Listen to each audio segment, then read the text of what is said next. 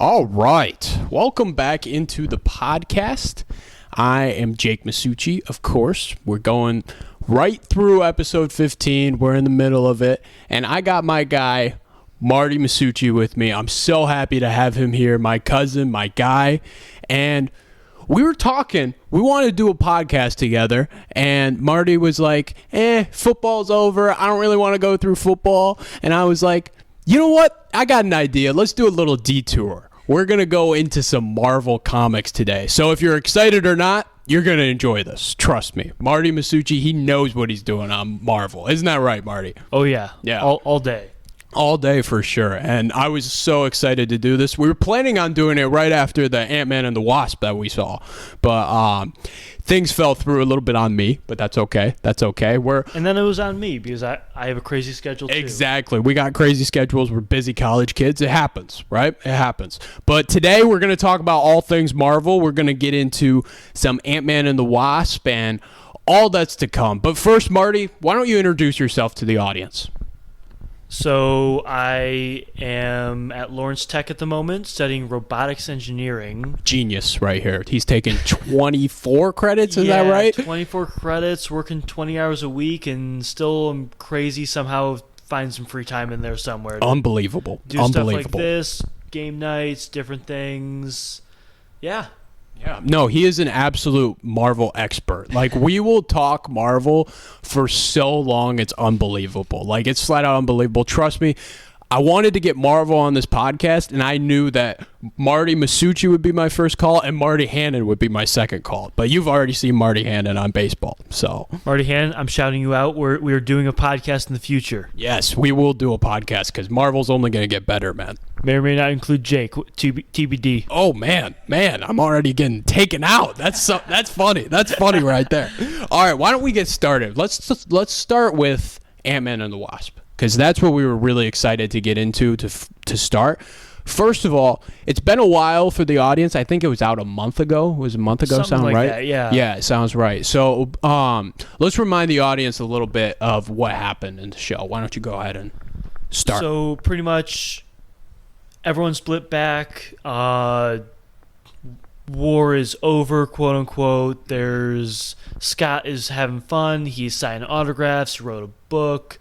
Reading his book in public with no one else watching. And that was funny.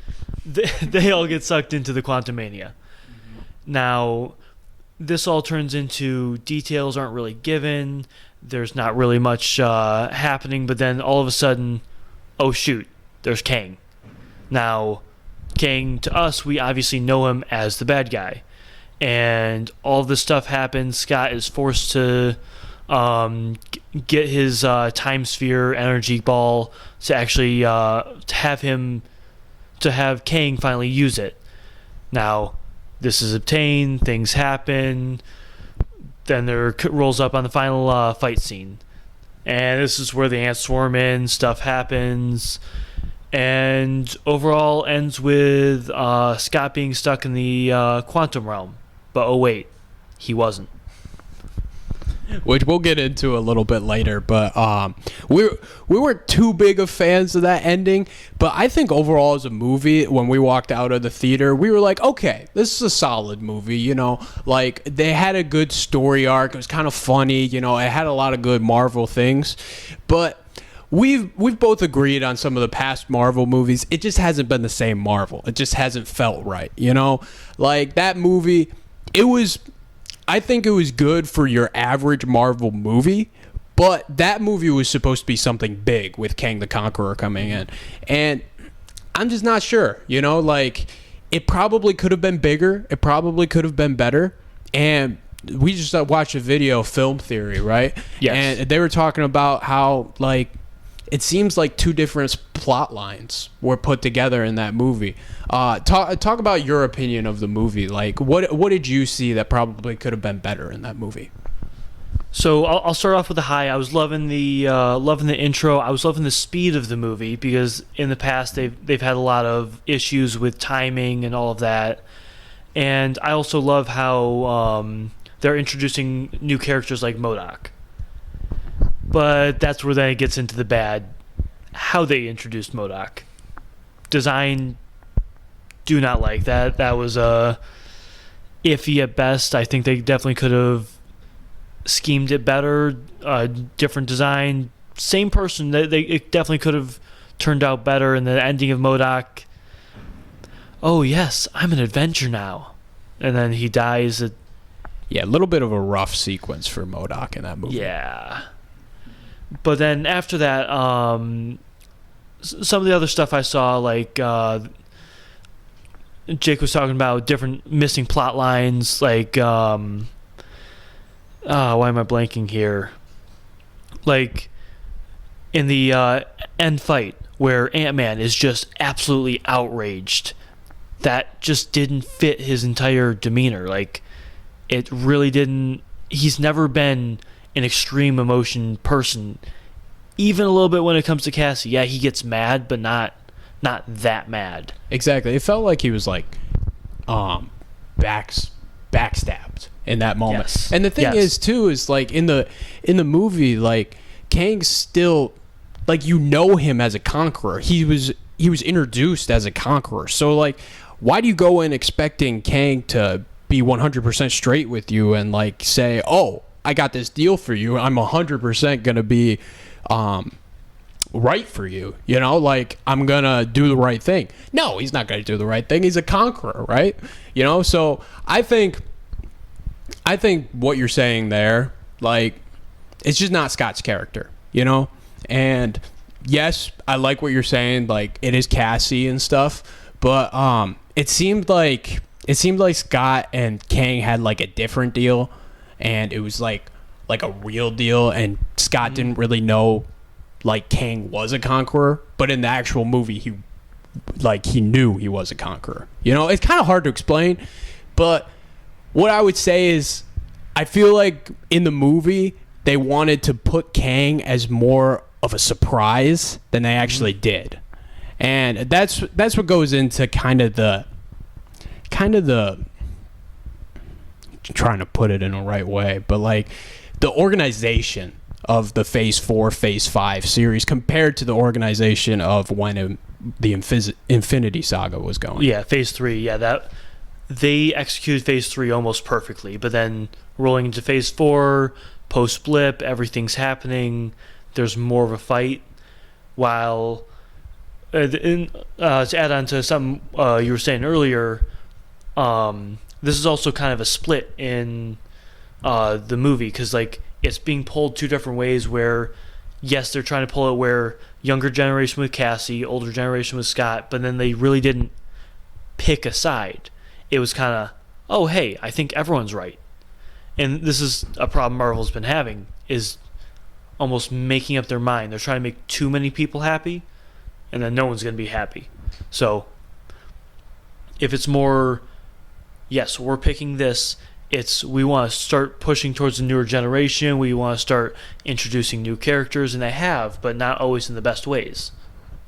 Yeah, no, I agree with you 100%. Like, I feel like what we're saying here is Marvel definitely had it planned out a lot better in Phase 2, Phase 3, more because it was spread out and more just because it was like movie based. It's kind of been a change.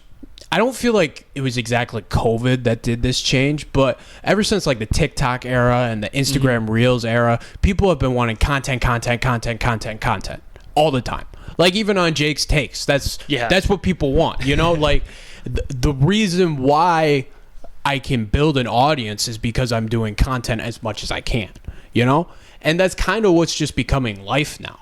And in the Marvel universe, they were like, oh shoot, we better up our content. And you showed me a graph before the show. Like the content from this year compared to 2019 is just unbelievable. Go ahead and talk about that a little bit. It was like, I believe 2022 there was 5 times as much content as there was in any other given year alone. So it's like, yeah, you increased content, but quality went way down. So it's like, do we really want this? It's more of a, they probably should, which they are, they're slowing down. They're going to be releasing less content, but more quality content.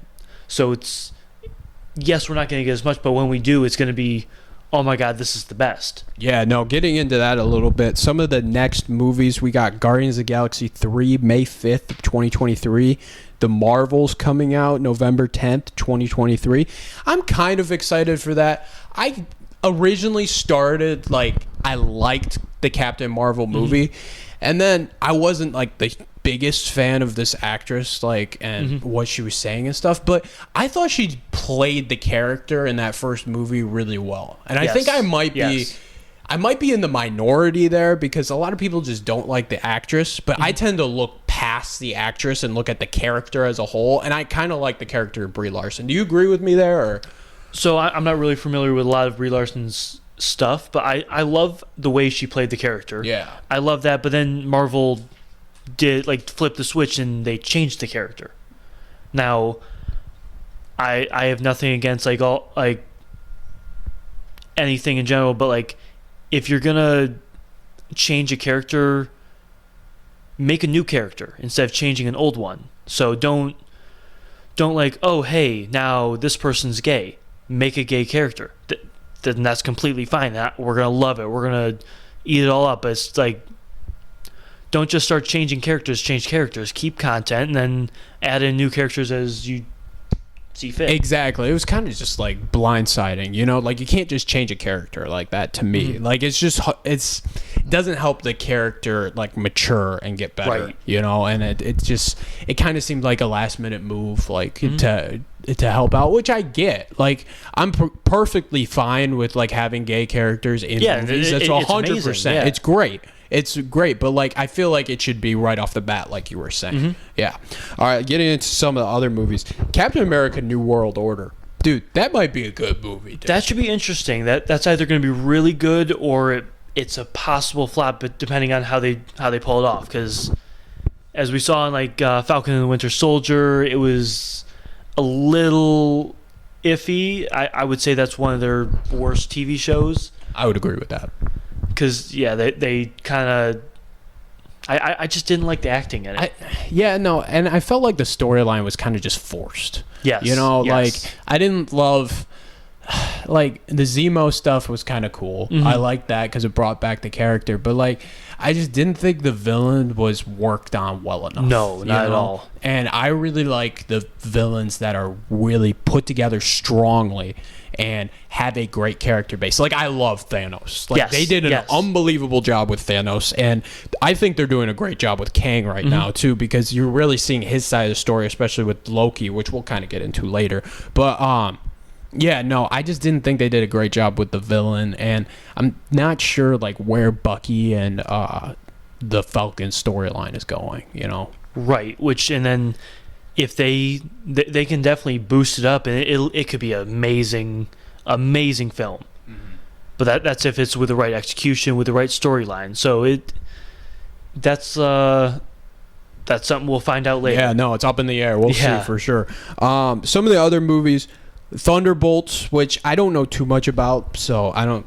I don't actually know anything Thunderbolts about it. and Blade, I think, will be really interesting new movies that like will kind of grow to love the characters, because Marvel does a great job at introducing characters. In my opinion, absolutely. Yeah, no, like they do a great job with that, and especially these movies too. Like Blade seems really cool. Oh, absolutely. Yeah. Yeah, no, I'm excited for those movies. And then some of the other ones, we got Deadpool 3, which will be awesome. Yes, I cannot wait for that one. No, go ahead, talk about it a little bit. So, it's going to be so funny. I'm excited for that Deadpool 1 and 2, like, absolutely insane movies, and I'm just hoping that they have announced that they are making it rated R. Oh, that's meaning awesome. They are going full force, everything's happening.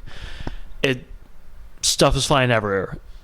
Now, this is actually something I'm going to go back to like Doctor Strange. Okay. Now, Doctor Strange, I think that was a halfway there kind of scenario. Okay. I think Deadpool is going to... If Deadpool's up here, I think Doctor Strange Multiverse of Madness was down here for them going full force, because they were trying to still make it PG-13. They were still trying to like keep it family friendly, and they didn't go for the full horror. If they went for the full horror, full send, everything is there, I definitely think that could have been one of, if not the best movie that they have produced. I 1000% agree with that, because when it originally came out, and we both heard that it was going to be rated R and horror. I don't like horror films. I mean, I'm going to go on the record saying that I don't love horror films. But when I heard that movie was going to be horror, I was like, oh my gosh, they're about to make some sick character. I was hoping Nightmare would be the, exactly, guy. And I was like, oh my gosh, this is going to be so cool. But they didn't go for that. And I didn't hate Multiverse of Madness. No, like, I didn't hate it at all, arc. yeah. I like the story arc. But again, it was like you were saying. It was, they should have just gone full force dark, and then it would have been awesome. 100%. They left so much on the table that could have been like introduced, could have been like just taken to the next level, and then like people would be craving more. Yeah, no, 1000%. Like, and I was just so disappointed with it, because we had such high expectations for. I remember walking to that theater. Everyone was hyping it up. Everybody was hyped. Everyone. We were so excited. We walked in, sat down, and movie started out strong. I liked it, but like, they released a lot in the commercials. I remember, like the first couple of scenes were from the commercials, and I was just like, oh, it's just so disappointing. It was killer. All right, but the future is going to be brighter. That's what we got to get into. Deadpool going to be amazing. Deadpool going to be amazing. All right, so Fantastic Four is also coming out. That's 2025. I got February 14th, 2025. I'm not too knowing on the Fox characters, like the Fantastic Four and the X-Men and all of that. So why don't you tell the audience like just a little bit about them and like what we should expect from that movie at least? So I'm gonna start with the previous movies. There's like I believe 2 or 3 different ones that are more recent, like more well produced, not like the cheesy 80s movies or something like that. But those had decent execution, but like with legal rights with Fox, like just kind of like it was Spider-Man with Sony, like different things have happened, different movies have been good or bad, and then like because actors kind of can't always be there or don't always want to be there, it sometimes just doesn't work out. That makes sense. Now this new one, I love the character who's already been playing Reed Richards in WandaVision, or not WandaVision, it was it was Multiverse Madness. Multiverse of Madness, yep. Now, I believe that this one could be very, very good. Will he come back as that? What's his name? Reed Richards. Reed Richards. Yeah, I believe he will. Okay. And he was actually the original actor for one of the Reed Richards before. Oh yeah, no, that's really cool. That's really cool. And then Professor X, will he be a part of that, or? I don't believe so. So they've kind of merged with Multiverse of Madness, the X-Men franchise and the Marvel franchise, everything together. Now that happens all with the multiverse in general, but I'm not sure if he'll be in Fantastic Four. It's possible. Yeah, no, that would be exciting for sure. And it's really going to be interesting to go into those FX characters a lot, because that series was very successful. Like the X-Men had a lot of success, and the Fantastic Four had a lot of success, and it'd be a really good marketplace to get more people to get back into Marvel, because the fandom is kind of falling off because these movies haven't been as good. The Disney Plus hasn't been as good. It just hasn't been the same. But I think with the addition of that, it might be something special. You know? And then actually going back into X-Men and taking a step back to Deadpool. Now, I don't know if anyone else has heard, but Wolverine will be in Deadpool. Oh man, and that's gonna be exciting. That's gonna be a lot of fun. That's gonna be a lot of fun. That's gonna be awesome. All right, let's get to the last couple movies that we'll be talking about. So in 2025, I think they're both in May. It might be May 2025 and then 2026. Yeah, May 2nd and May 1st, 2025, then 2025, 26. Okay, yeah. So we have Adventures: The Kang Dynasty, which will definitely be probably. You think it'll be the army of Kangs coming in? I believe that one's going to be, it'll focus on all the Kangs. It should focus on what their dynamic is in the multiverse, what they're doing, different things, and I believe we might get a little Loki in that one too, because we kind of saw in the end credit scenes of Quantumania, oh hey, Loki's still around. He's still working in the background, so he might be a main part of that movie. Yeah, no, that'll be really exciting. That Loki show is so good, man. Oh my It's God, flat out yes. so good. And I can't wait for season two. 2's coming out. When did they pushed back the date? Correct? Did they? I think they pushed it back. I think it's early fall, late summer type deal. I'm Okay. not positive on that the timeline, but I'm really excited, dude. That's gonna be flat out unbelievable. Do you think anything like multiversial will change, like from that show? Like, do you think he'll still be kind of with that same Kang, or he might go to like an alternate universe with a different Kang? So are you talking about Loki 2? I'm talking about Loki season 2. So my assumption is going to be that He Who Remains, the original King that we were introduced to, he's dead. He's gone. Yep. I don't think he's ever coming back. Okay. Now, it doesn't mean we won't be introduced to a similar Kang that is to him that they're going to try to force to the top. And I think Loki is going to be kind of out there, and it's going to be like, oh, hey, there's a new Kang every episode, or like there's like a main Kang that they're trying to work up to. But overall, it might just be like they're working in the backgrounds, trying to get pieces to move. And then I kind of think that, so Kang Dynasty, and then afterwards is Secret Wars. Yes, Secret Wars, yeah. I think those are going to work really in ties, kind of like Infinity War and Endgame worked. Okay, I have one more question, like about kind of the future. Yeah, but, yeah. I was wondering, how are they going to put Doctor Doom in all this? Do you think he will be on all this? Because he's one of my favorite comic book characters. Right, and I love Doctor Doom. Doom. And I want yeah. him to be put in this. What do you think? And he's been put into a few Fantastic Four movies, but I'm not sure if they'll do that again. Because every time they make Fantastic Four movie, obviously, hey, there has to be a Doctor Doom, but like, that's the same thing they did with the Spider-Man movies. Yeah. And then they just kind of stepped away. Oh, hey, we already know who Spider-Man is. We don't need to reintroduce him. So he might show up in Fantastic Four, but there's no guarantees there's going to be like a backstory. This could be like we're going to fully jump into this. This is, you guys know who the Fantastic Four are. We're just going to roll with it. Yeah, no, I'm really hoping they add him. Maybe in that Secret Wars, maybe he's someone like the Avengers go to, and they're like, "Hey, we're stuck," and Doom. Right, because Tony Stark universe. is not in at least the 616 universe anymore. Exactly. So it'll be really interesting to see what they do with it. I'm really excited. Do you want to talk about anything else, or do you think we've kind of covered everything? We covered a lot of the future. We did cover a lot of future. Now, I want to talk about Secret Wars just a little bit. Okay. Let me hear it. So I'm going to take a step back first, and I'm going to talk, I'll start with Secret Wars. Okay. I think Secret Wars might be the final, not stage of Marvel, but there could be a reset. Like a reset button to everything. I could see it, yeah. So there's been a lot of Thor content in the comics, at least, where Thor's referred to as the Endfather. Okay. Now, every time the Endfather is referred to as, then all of a sudden, oh, hey, not too long later, it's reset. Where whole universe is reset, then they keep going.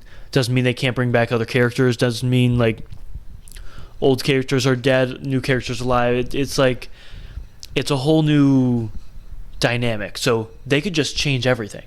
Meaning, if Secret Wars goes the right way, there might be a factory reset to the entire Marvel universe, and that's like the cutoff, which that might be really interesting because they can start introducing new characters, reintroducing old characters with new actors. They could start doing this, that, like. That would be really interesting. Yeah. I mean, like, talking about a full reset, like, first we have to acknowledge just how successful a franchise has to be to completely do a reset. And the thing is we're talking about Marvel like they're lacking a little bit, but the thing is a lot of people are still watching. Like, a lot of people. It's still near the top in movies per year, like people going to the new movies. It's flat out incredible how successful Marvel has been. That's a shout out to Kevin Feige because it's been unbelievable. But I mean, that would be awesome. That'd be flat out awesome. Just new storylines and like bring Iron Man back, bring Captain America back, bring the audience back. To be honest, you know, like it would just be awesome. It'd be awesome. Absolutely. Yeah. No. I like that theory. I like that theory a lot, and I think it definitely could happen. That'd be some exciting stuff. Because Secret Wars is all about, oh, hey, this is everyone throughout the entire multiverse. But then if you have the entire multiverse, what comes after this? Exactly. That's some interesting stuff, man. Mm-hmm. You left me speechless right there. That's unbelievable. Wow.